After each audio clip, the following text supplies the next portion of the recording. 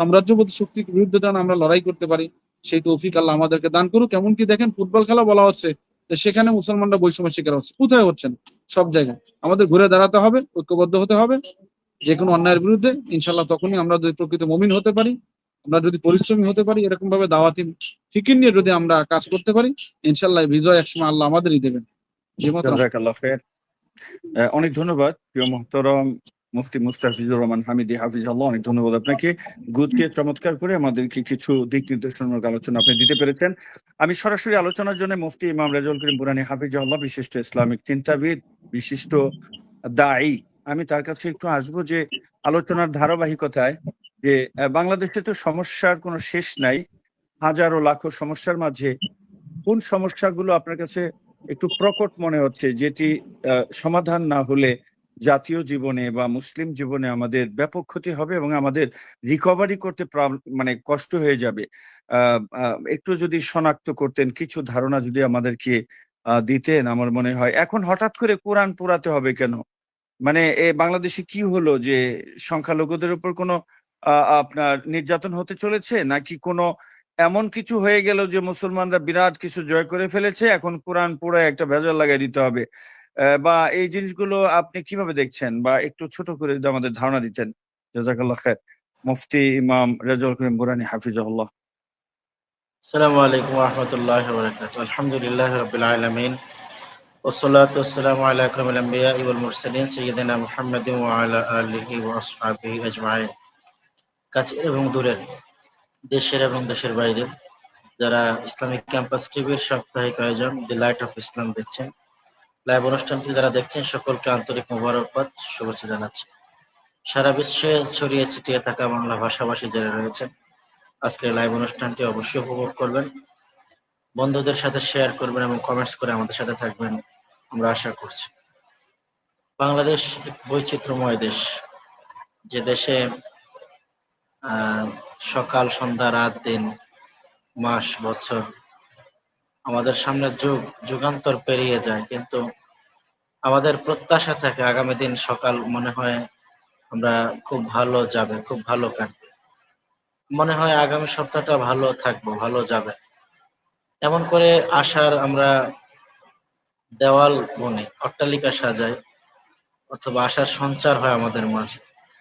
কিন্তু পরের দিন দেখি যে গতকালের চেয়ে আজকের দিনটি আসলে শোভনীয় না, সুন্দর হয়নি, এবং গত যে শাসক ছিলেন, এই শাসক এর চেয়ে ভালো শাসক খুঁজছিলাম, তাকেও হয়তো এভাবে পাইনি। দিন যত যায়, রাসূলুল্লাহ সাল্লাল্লাহু আলাইহি ওয়াসাল্লামের একটা হাদিস আমি মানদণ্ড যদি করি ভুল হবে না, তাহলে হয়তো বুঝতে সহজ হবে। রাসূলুল্লাহ সাল্লাল্লাহু আলাইহি ওয়াসাল্লাম বলছেন, ইন্নাল্লাহা লা ইয়াকবিদুল ইলমা ইনতিজাআন ইয়ানতাজিউহু মিনাল ইবাদ ওয়ালাকিন ইয়াকবিদুল ইলমা বিকবদিল উলামা। আল্লাহ তাআলা হঠাৎ করেই আকাশ থেকে ফেরেশতা দিয়ে ইলমগুলো আসমানে নিয়ে যাবেন এমনটি নয়, বরং এই পৃথিবীতে ইলমের ধারক বাহক লালন পালনকারী উলামায়ে কেরামকে আল্লাহ তাআলা নিয়ে যাওয়ার মাধ্যমেই ইলম উঠিয়ে নিয়ে যাবেন বলে হাদিস রাসূল উপস্থাপন করেছে। এমনকি এমনটি হবে যে শেষ সময়ে উলামায়ে কেরামদের থেকে ফিতনা বের হবে এবং তাদের দিকেই তারা ফিরে আসবে। রাসূল শেষ সময়ের কথা বলতে গিয়ে বলেছেন, শেষ সময়ের ধর্মীয় উপাসনালয়গুলো, মসজিদগুলো অট্টালিকা হবে, এখান থেকে দ্বীনি দাওয়াত কার্যক্রম কিংবা হেদায়েতি আলোচনা বের হয়ে যাবে। আমাদের যে অবস্থা আমরা পার করছি, এই কণ্টকাকীর্ণ পরিবেশের মধ্যে দাঁড়িয়ে আছে আমাদের আশাহত জাতি, যে জাতি প্রতিবারই আশা করে ঘুরে দাঁড়াবার, মাথা সোজা করার, কিংবা এইবার হয়তো কিছুটা স্বস্তি পাবো, এমন করে করে বারবার আশার সঞ্চার তারা মনে মনে জাগালেও বারবারই আহত হন, ব্যাহত হন, কিংবা কেউ নিহত হন। ষড়যন্ত্র কেউ করে না, ষড়যন্ত্র সাজানো হয়, সারার জন্য নাটক। আপনি আগামী সপ্তাহে যখন আবার এই এপিসোডে আলোচনা করবেন, তখন দেখবেন যে নাটক বের হয়ে গেছে। তার মানে আপনি ভাবেন যে বাংলাদেশের বড় কোনো একটি বিষয়কে চোখ আড়াল করতে গিয়ে এটিকে সামনে আনা হয়েছে। অথবা এর আগের যে গভর্নমেন্ট ছিল তারা এই কাজটা খুব ভালো পারতেন, অর্থাৎ বড় কোনো অপরাধকে ঢাকতে গিয়ে নতুন একটা অপরাধ মিডিয়া ট্রায়াল এমন করে করতেন সবার চোখ ওই দিকে। আর ওই সময় মিডিয়া ছিল অন সুইচ, মানে ওই সময় গভর্নমেন্ট যা বলতেন মিডিয়া তাই প্রচার করত। এখন ওই 5টা মিডিয়া খুব কষ্টে আছে। আমরা দেখলাম যে মুন্নি সাহা ভারতের একটি হোটেলে বলছে যে 5 তারকা হোটেলের সুবিধা নিয়ে আসছি, আমাদের সাথে ভালো ব্যবহারটুকু করে না তারা। মানে একজন মানুষ হেলিকপ্টারে চড়ে রিপোর্ট করতেন, আর এখন খেতে পারছেন না, কষ্ট হচ্ছে তার, চেহারার মধ্যে দাগ পড়ে গেছে, ফাঁকা হয়ে গেছে। তো ওনারাই বাংলাদেশে বিভিন্ন নাটক সাজাতেন। এখনো নাটক সাজানোর জন্য আহ, বর্তমানে অনেকেই রয়েছে। তো আমাদের আগামী দিনগুলোতে আরো অনেক নাটক আমাদের মাঝে আসবে। আমরা যদি এগুলো ওভারকাম না করতে পারি, ঐক্যবদ্ধ না হতে পারি, আমি যদি সমসাময়িক সমস্যার তুলে ধরি, তাহলে দেখবেন সমস্যার অন্ত নেই। 2-3 ঘন্টায় আমাদের দি লাইট অফ ইসলাম প্রোগ্রাম ভরে যাবে, সমস্যার শেষ নাই। আপনি চোখ খুললে দেখবেন কিশোর গ্যাং, মাদকাসক্ত মানুষের অভয়ারণ্যে বাংলাদেশ চলছে, কেউ নিরাপদ নয়। সমসাময়িক বাংলাদেশ, এই সমস্যাগুলো যদি আমরা একটু একটু করে আলোচনা করি, তাহলে এর সমাধান খুঁজবো কোন পথে? আমি খুব ভেবে দেখেছি সমাধান একটাই, সেটা হলো 1400 বছর আগের থিওরিতে ফিরে যাওয়া। আমরা যেটাকে ফান্ডামেন্টাল বলি, যেটাকে আমরা মনে করি যে এ গ্রন্থ দিয়ে জাতি চলতে পারে না, সে গ্রন্থে একমাত্র আপন ঠিকানা, নিরাপদ ঠিকানা। এছাড়া আমরা Mao Tsetung, Karl Marx, Lenin, Darwin, Hegel কিংবা এখন যাদের মতবাদ দিয়ে রাষ্ট্র পরিচালনা করছে, এ রাষ্ট্রের সংবিধান হাজারো বার সংশোধন হয়। আমি ভালো মনে করিনি, আমিনুল ইসলাম ভাই ভালো মনে করছে, এজন্য চেঞ্জ করছে।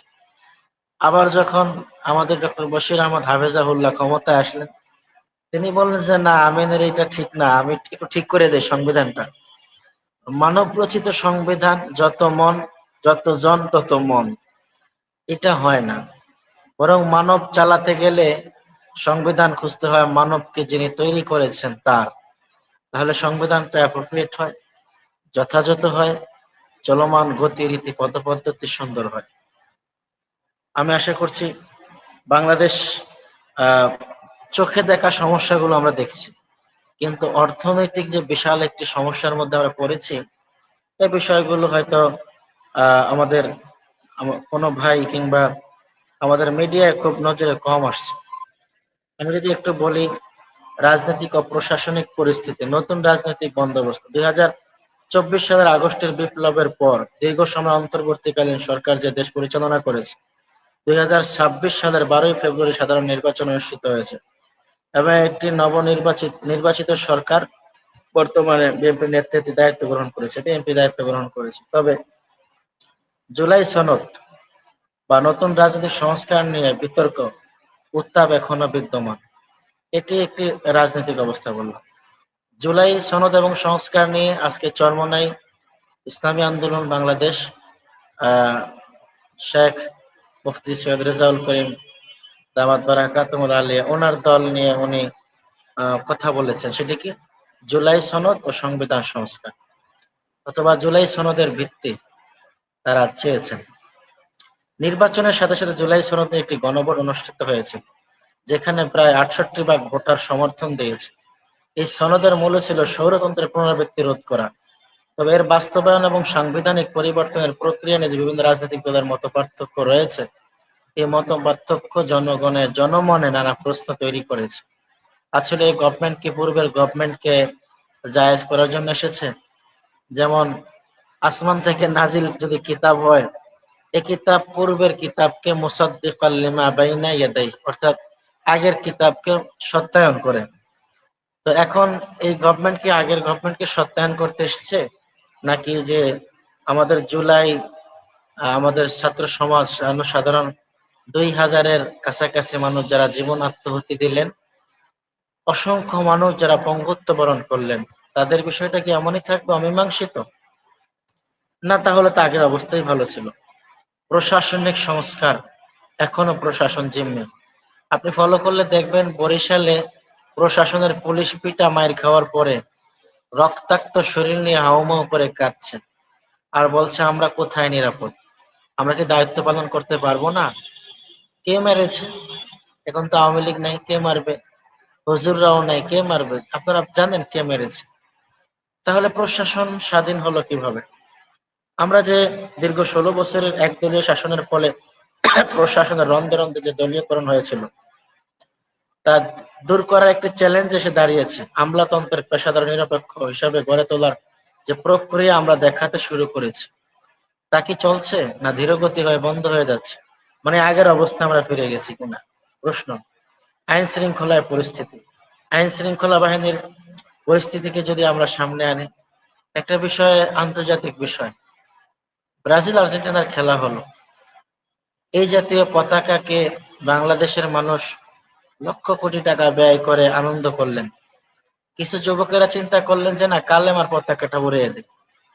কালেমার পতাকাটা নিয়ে যা মিডিয়া ট্রল হলো, এবং আমাদের প্রশাসনিক লোকজন যা করলেন, মানে আমাদের এই ছেলেরা নাকি জঙ্গি কাজ করেছে, তালেবানরা নাকি বাংলাদেশে উকি দিয়েছে। বাংলাদেশে তালেবান উকি দিলে তো ভালো হতো, কারণ তারা তাদের জিডিপি যে হারে বৃদ্ধি করেছে এবং তারা শাসন ব্যবস্থায় যে নজির উপস্থাপন করেছে, খেলাফত আলা মিনহাজিন নবুয়ার যে দৃষ্টান্ত উপস্থাপন করেছে, তা তো চরম এবং পরম এক দৃষ্টান্ত হয়ে থাকবে বর্তমান গণতান্ত্রিক ডেমোক্রেটিক মানে গভর্নমেন্টের জন্য এটি জ্বলন্ত উদাহরণ হয়ে থাকবে। তো আমাদের যদি মূল পর্যবেক্ষণের দিকে তাকাই, বাংলাদেশের রাজনীতি এখন একটি উত্তরকালীন সময়ের মধ্যে দিয়ে যাচ্ছে। একদিকে দীর্ঘদিনের স্বৈরতান্ত্রিক ব্যবস্থার অবশেষ দূর করার চেষ্টা, অন্যদিকে নতুন গণতান্ত্রিক কাঠামোর স্থায়িত্ব নিশ্চিত করা, এই দুইয়ের মাঝে এক ধরনের চ্যালেঞ্জে টানা পড়েছে। জুলাই যোদ্ধা নামে যাদেরকে আমরা জানি এবং যারা সংসদে দুই একজন কথা বলছেন, তাদের কথা এখন আর কিছু আসে যায় না। তাদেরকে জাতির কাছে ন্যারো মাইন্ডে উপস্থাপন করা হয়েছে, এবং ওলামায়ে কেরামও যারা জুলাই এর ভূমিকা রেখেছেন, অবদান রেখেছেন, তারাও কেন যেন শাখায় প্রশাখায় বিচ্ছিন্ন হয়ে পড়েছে। আপনাদের মনে পড়ে কিনা জানি না, শাপলা চত্বরে যখন গণহত্যা হলো, শাহাদাত বরণ করলেন হাজারো আলেম, সে সময় পরের দিন ইনকিলাব নিউজ করেছে যে বুলেটের আঘাতে সহস্রাধিক আলেমের মৃত্যু। পরের দিন ইনকিলাব অফিস তালা ঝুললো। রাতে তো দিগন্ত টেলিভিশন বন্ধ হলো এবং অন্যান্য কিছু হলো। এরপরে আমাদের সেই ইনকিলাব দায়িত্ব নিয়ে আর কোনো লাশের তথ্য দিতে পারলো না, কারণ ইনকিলাব তো জমিয়তের মুদাররিসিন কর্তৃক অথবা তাদের এম এ বাহাউদ্দিন কর্তৃক পরিচালিত। তিনি এমন একজন ব্যক্তিত্ব যিনি সকল কিছুর সাথে মিলে যান। গ্রামে বলে যে আলু এমন এক তরকারি যা সব মানে মাছের সাথে, গোস্তের সাথে, সকল কিছুর সাথেই মানে এর যোগ রিলেশন আছে। এম এ বাহাউদ্দিনের অবস্থাও তাই, যে যখন যে গভর্নমেন্ট আসে তাকে সবাই চুমু দেয়, এমন অবস্থা। পরে আর উনি এটা নিউজ করতে পারেন না, সৎ সাহস ছিল না। বলার যে উদ্দেশ্য সেটা হলো, সে সময় শাপলা চত্বরে কত মানুষ শহীদ হলেন এর একটি স্টেটমেন্ট আজও পর্যন্ত হেফাজত ইসলাম বাংলাদেশ, উলামায়ে কেরামের এত বড় আকাবিরে জামান নিয়ে আমরা চলাফেরা করি, কেউ দিতে পারলেন না। প্রত্যেক আকাবিররাই সে সময় স্বার্থের ব্যাগ পকেটে নিয়ে দৌড়াদৌড়ি করেছিলেন। আবার দু একজন আকাবির এবার বিএনপিতে নির্বাচন করেছেন। আল্লাহ আমাদের আকাবিরদেরকে সরল পথে পরিচালিত করে। কোরআনে কেন জানি যে জায়গায় আকাবির আসছে, ওই জায়গায় মুজরিম শব্দ আল্লাহ যুক্ত করে দিছে। আমি জানি না আল্লাহ তাআলার উদ্দেশ্য এখানে কি, কিন্তু আমরা আকাবির বলে যাদেরকে পছন্দ করি, উদ্দেশ্য করি, তারা প্রত্যেকবারই জাতির সাথে বাহানা করেন। একবার তো কওমে জননীর উপাধি দিলেন, বাইতুল মুকাররমের চাকরি পেলেন, আবার কওমে জননীর সাথে একত্রে তিনি পালিয়ে গেলেন। তিনি কি বিমানে গেলেন নাকি ট্রেনে গেলেন আমরা তার কোনো খোঁজ পাইনি, আদৌ পাওয়া যাবে কিনা তা জানি না। শাপলার উপর দিয়ে যারা হেঁটে চলে গেলেন, মুফতি আনাস, আল্লামা আহমদ শফীকে হেলিকপ্টারে পাঠিয়ে দেওয়া হলো। আমরা এই কথাগুলো বলতে চাই নাই, কিন্তু আজকে কেন লিস্টে খুঁজে পাওয়া যায় না, আজকে কেন কয়জন শহীদ হলো এর তথ্য খুঁজে পাওয়া যায় না, মানে জাতির অবস্থা বলবেন কি। ওলামায়ে কেরামও অল্প স্বার্থের জন্য তাদের প্রিয় ভাইয়ের দেহ মোবারককে গুম করে ফেলে, গণনাটা ভুল করে ফেলে, হাদিয়া মোবারকের জোরে তাদের কণ্ঠ চেঞ্জ হয়ে যায়। আল্লাহ আমাদেরকে হেফাজত করেন। রাজনৈতিক ও প্রশাসনিক অবস্থার কথা বলেছি, অর্থনৈতিক চ্যালেঞ্জ, জাযাকাল্লাহ খাইর। মুদ্রাস্ফীতি, ডলার ও সংকট এবং প্রিয় মহতরম, ব্যাংকিং খাতের যে প্রিয় মহতরম, অবক্ষয় রয়েছে। একটু একটু আপনার বিনয় দৃষ্টি কামনা করছি। সেটা হলো যে আমরা অনুষ্ঠানটিকে আপনি যদি একটু অর্থাৎ সামারাইজ করে আমরা ইনশাআল্লাহ পরবর্তী অনুষ্ঠানে আপনার অত্যন্ত গুরুত্বপূর্ণ আলোচনা করছেন, এটার জন্য সময় দেওয়া অত্যন্ত জরুরি। কিন্তু আমরা একটা সময়ের ফ্রেমে বাঁধা, এটা ইটালি থেকে সম্প্রচারিত হচ্ছে স্টুডিও থেকে, উনি আবার ব্যস্ত হয়ে পড়বেন। আমাকে একটু সরি, ক্ষমা সুন্দর দৃষ্টি দেখে আপনি যদি একটু সামারাইজ করতেন, মেহেরবানি। জাযাকাল্লাহ খাইর। না বললে আমি 2 মিনিট শেষ করে দিতাম ভাই। সামাজিক সমস্যা যেমন বেকারত্ব, শিক্ষা ব্যবস্থার পরিবর্তন, দুর্নীতি। শিক্ষা ব্যবস্থা তো আমাদের সে ঢেলে সাজানো, এখনো চলছে। শিক্ষা ব্যবস্থা কেন জানি চোর বন্ধ করতে পারে না, কিন্তু ডক্টরেট ডিগ্রি প্রত্যেক বছরই লাভ করে। সচিবালয়, মন্ত্রণালয়ে যারা বসা আছেন তারা বিশিষ্ট ইসলামী চোর, শিক্ষিত চোর। তারা গভর্নমেন্টকে যেমনি ঘোরান তেমনি তারা ঘোরে। এখন তারা যে কোন শিক্ষায় শিক্ষিত হলেন আল্লাহই ভালো জানে। পরিবেশ ও জলবায়ু পরিবর্তন, বন্যা দূষণ। আপনি জানেন যে বাংলাদেশ এবছর প্রচুর বন্যার সম্মুখীন হয়েছে এবং কোথাও কোথাও বেড়িবাঁধ ভেঙে গেছে, কোথাও পরিবেশের বিপর্যয় ঘটেছে। সবকিছু মিলে দেশের অর্থনৈতিক অবস্থা, জনগণের ইনকাম বৃদ্ধি পায়নি, মূল্য, আমাদের মুদ্রার যে স্ফীতি, ডলার সংকট, ব্যাংকিং খাতের এই বিষয়গুলোর প্রভাব জনমনে, জন অবস্থায়, বাজারে ঘাটে পড়েছে। যার কারণে জনগণ একদিকে এই জীবনযাত্রার ত্রাহি ত্রাহি রবে তারা জীবন কাটাচ্ছে, অন্যদিকে আশার সঞ্চার বুকে নিয়ে আছে যে আমরা একটু স্বস্তি পাবো কিনা। আশা করছি আজকের অনুষ্ঠান থেকে অনেক তথ্যবহুল কথা বিভিন্ন ওলামায়ে কেরাম, আলোচক বলেছেন, আপনারা এর থেকে চিন্তার খোরাক পাবেন। আমাদের ইসলামিক ক্যাম্পাস টিভি এর সম্মানিত ধারক বাহক এবং দি লাইট অফ ইসলাম প্রোগ্রামের সম্মানিত উপস্থাপক, প্রধান অতিথি সকলকে আন্তরিক মোবারকবাদ জানিয়ে শেষ করছি। আসসালামু আলাইকুম ওয়া রাহমাতুল্লাহি ওয়া বারাকাতুহু। আসসালামু আলাইকুম ওয়া রাহমাতুল্লাহি ওয়া বারাকাতুহু। এই মুহূর্তে আমার অনুভূতি হচ্ছে আমি আল্লাহ তাআলার দরবারে শুকরগুজার হচ্ছি এবং দোয়া করছি আপনার জন্যে। এই কথাগুলো পার্লামেন্ট ভবনের ভিতরে বসে গোটা জাতির উদ্দেশ্যে বলার তৌফিক যেন আল্লাহ সুবহানাহু ওয়া তাআলা আপনাকে দান করেন এবং সেই প্রেক্ষাপট যেন বাংলাদেশে তৈরি হয়। কারণ এই কথাগুলো কারো না কারো জবান থেকে বের হওয়া অত্যন্ত জরুরি, সে যেই হোক না কেন। এবং এই কথা যদি জনপ্রতিনিধি হিসেবে জনগণ কর্তৃক ম্যান্ডেট প্রাপ্ত ব্যক্তি যদি এই কথাগুলো জনগণের পক্ষে স্পোকসম্যান হিসেবে পার্লামেন্টে বলেন, জাতির জন্য অনেক বড় রহমত এবং নেয়ামত হয়ে দাঁড়াবে, সেটি আমরা বিশ্বাস করি। কারণ আজকাল হক কথা বলা হচ্ছে না। আপনার অনেকগুলো কথার মধ্যে আমার খুব ভালো লাগার কথা হচ্ছে যে ইসলামিক, সত্য কথা এখন বলতেই হচ্ছে যে ডাবকে তো ইসলামী ডাব না বললেও চলে, ওটা পিওর ডাব। এখন যারা চোর, ইসলামিক চোর হিসেবে যারা ইসলামিক ফাউন্ডেশনে বসে যারা মানে জাতির সাথে বেইমানি করতেছে, যারা মুনাফিকি করতেছে, যার যার জায়গায় বসে যারা মুনাফিকি করতেছে, জাতির দুঃখ দুর্দশা তাদের চোখে পড়ে না, তারা কথা বলে না, বুবা শয়তানেরা। তাদের মানে তাদের উপরের লেবাসটা যত ফেরেশতাদের মতই হোক না কেন, আল্লাহ তাআলা কিন্তু এইগুলো দেখেন না। কোরআনের মতো আয়াত আসছে, কোরআনের ভিতরে অনেক আয়াত আসছে, হাদিসে আসছে, আল্লাহ তাআলা এগুলো দেখেন না, দেখেন ভিতরটা। আল্লাহ তাআলা আপনাকে নেক হায়াত দান করুন। এবং সম্মানিত দর্শক শ্রোতা, আমাদের অনুষ্ঠান থেকে যদি ভালো কিছু কথা আপনাকে গ্রহণ করার মতো